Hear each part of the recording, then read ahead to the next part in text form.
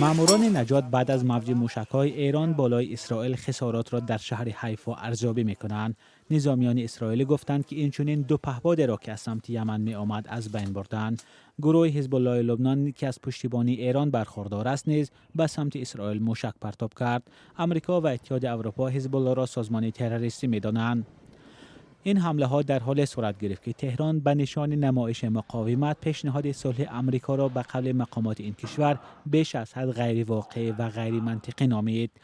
در همین حال سخنگوی کاخ سفید کارولین لیویت روز دوشنبه گفت برخلاف موضع‌گیری های عمومی مذاکره با ایران خوب پیش می رود.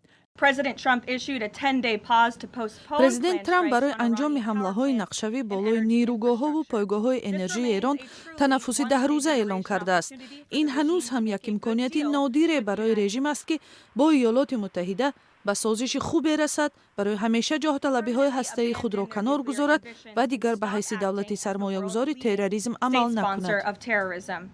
از این پیش دونالد ترامپ در شبکه تروس سوشال هشدار داد که اگر ایران گذرگاه هرمز را باز نکند، نیروگاه‌ها و پایگاه‌های نفتی جمهوری اسلامی نابود کرده می‌شوند.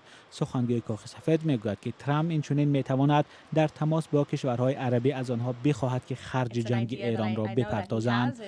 آتش ایران در جریان نزاع با کشورهای خلیج هم رسیده. در لبنان زدوخوردهای میان اسرائیل و حزب الله از سر گرفته شدند. نظامیان اسرائیلی روز دوشنبه گفتند که حمله ها به قرارگاه‌های حزب الله در بیروت را شروع کردند. در یک حمله اسرائیلی ها به یک بنای استقامتی در قسمت جنوبی بیروت آسیب رسانیدند. مقامات اسرائیل گفتند که در شهر حیفا یک بنای صنعتی و انبار مواد سوخت در نتیجه رسیدن موشک خراب کرده شده است. هنوز معلوم نیست که این موشک از کدام سمت پرتاب شده بود.